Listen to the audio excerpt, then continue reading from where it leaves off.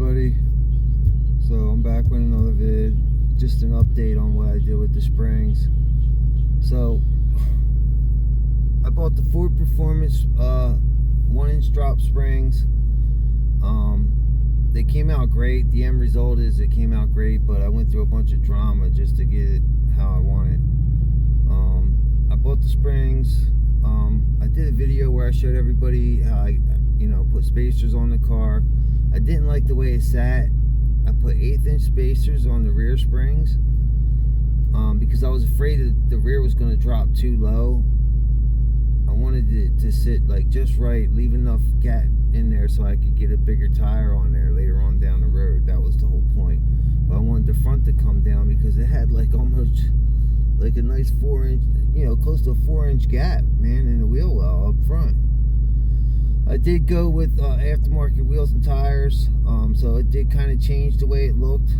But I have the SVE GT 350 style wheels, 305s, 285s up front, 305s in the back.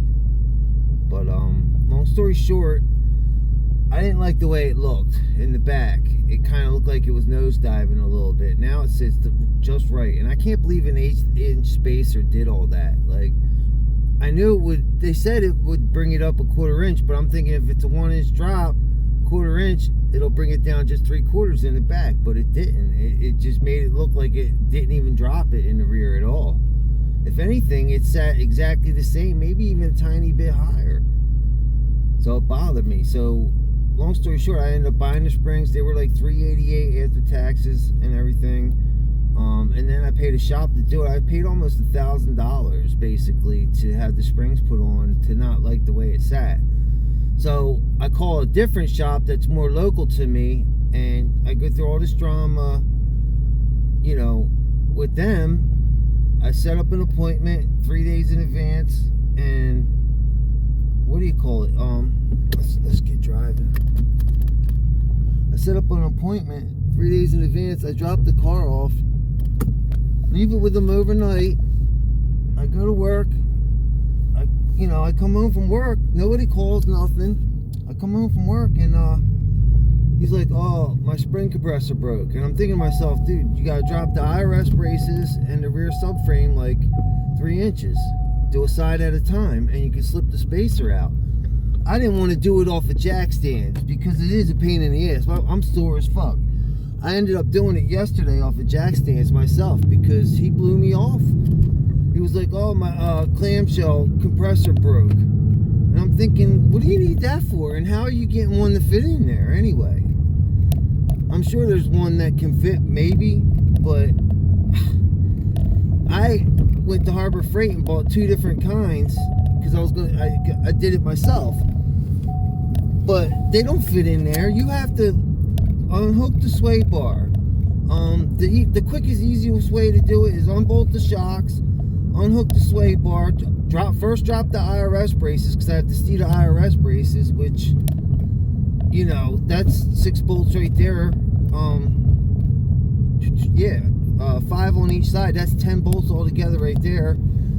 The 4 subframe bolts, then the 2 13 mils that are on each side, so that's 4 more. I'm not going to add it all up, but with power tools, it's not that bad. I did it in 3 hours by myself. Just pulled the spacers out, not putting springs in. Again, they were put in by another shop.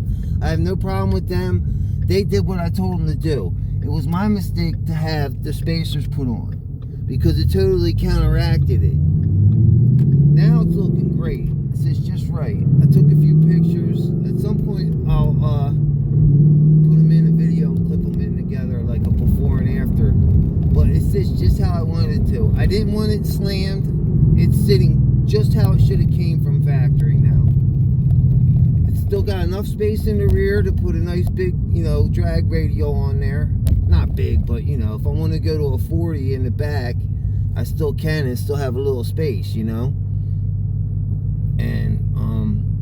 I'm probably going to do that later on down the road. Get some type of drag radial and go from a 35 back to a 40 sidewall.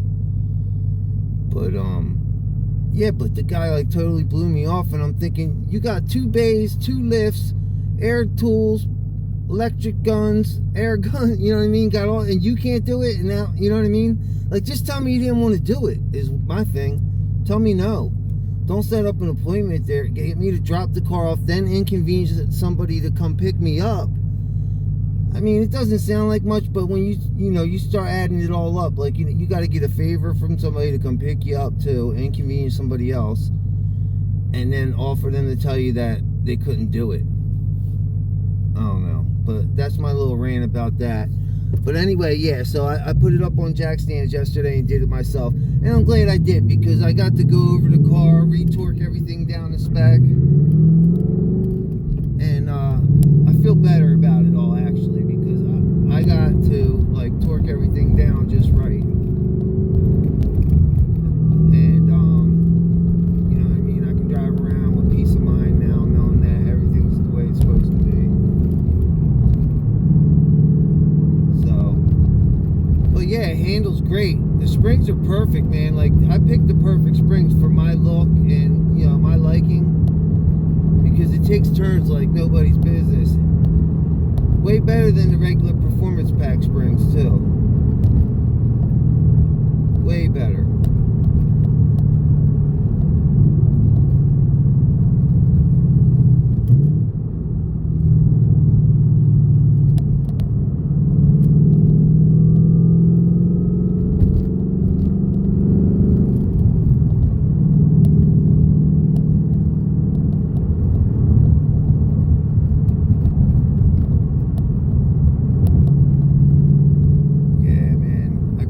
Just how I want it right now.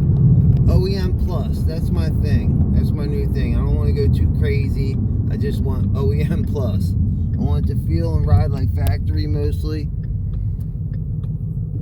and, you know, make a little more power. I'm down with that. I've been talking to people about different blowers and stuff like that, but for now I'm just going to enjoy the car, man. Once I get myself above water a little bit more financially, maybe I'll start thinking about slapping a blower on this thing. The guys at the one shop I went to that did the springs, you know, he's a good guy. He knows Mustangs in and out. Long story short, he was telling me just whipple it. He went with centrifugal in his cars, and if he said if he could do it all over again, he would go with the whipple. I know he knows what he's talking about, too, because he has a, 2022 GT 500, and he's got I think a 2012 S197 too, Coyote. So he's got two different Mustangs. He's got a badass GT 500. But yeah, the springs worked out great, man. The car just feels way, it doesn't feel stiff or rough in any kind of way. That's the great thing about these springs. It just, you can feel it handling better. You can feel it hugging the road, gripping better. That's why I got silent a minute back, because I was just, watching myself take these turns and, feeling the car out. Just trying to feel the difference. And there is one. And it's not super low either. That, like, it totally, I don't know how to explain it. It's sitting just how it should have came from factory. And it rides and handles how it should have came from factory. This is what they should have did with the performance pack cars. Gave them this, because that other, like, big wheel well gap thing, that's not for me. The way they came from factory with that big 4x4 look, no sir, that's not me.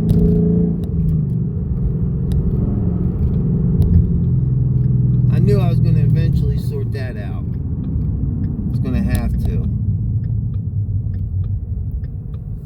I just didn't like the way it looked, stock like that. Especially once I swapped out wheels and tires. Because these ones are like 1% smaller in diameter.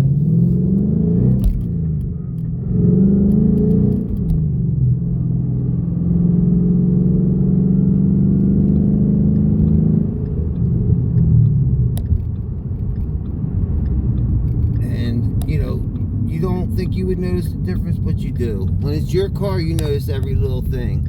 And a lot of people would probably see the way the spring sat before and think, oh, that's not a big deal. No, it's a big deal when it's your car.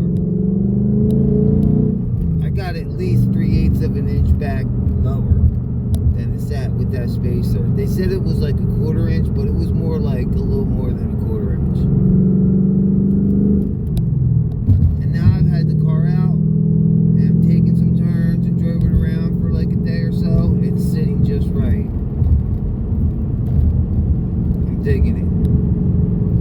This is one of the best. The Steeda IRS starter stop the hop kit I did, springs and the wheels and tires were so far the best mods I've done to the car.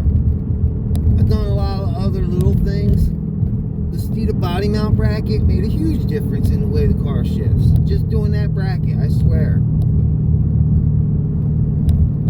193 tune, like the car is just, I got it just right, man. It's kind of time to leave it alone now. It's OEM plus. That's what I wanted. I don't want no like modded out car and all these different kind of headlights and tail lights. I want to keep the car as close to factory as I can for the first couple of years I own it. I don't know, that's just me. I'm not knocking what anybody else does, but I'm just older and I'm not into that. I mean, tail lights, to change the tail lights, I don't know how guys do it. It's like $8,000-9,000 for tail lights. It's just not me. I ain't got it like that, man. And I'm not going into debt over, like, you know what I mean? I'm not that old. I'm going to be buying another car after this one day, you know? But I love this thing, man. This is my weekend / daily. I don't daily it, but that's the point. That's why I don't want to go too far with it. I like being able to drive it back and forth to work when I need to. But I finally got it how I just want it, man. Like, it just, the ride isn't, like, you don't notice a difference in stiffness really until you lean into it. I've said that several times already, but it's the truth. I can't stress it enough. Like, you don't lose the you know, the comfort at all.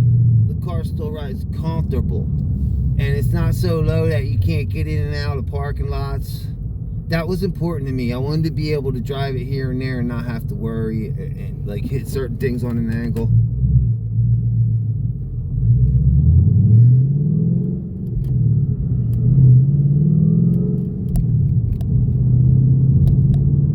Yeah, it worked out. I'm happy. Can't keep stressing it enough. So far, I got it just how I wanted. I saw another YouTuber use that term, like OEM plus, and it perfectly describes like what I wanted to do. I wanted to keep it factory looking to a certain extent, like it could have plausibly came from Ford that way, you know? Nothing too over the top.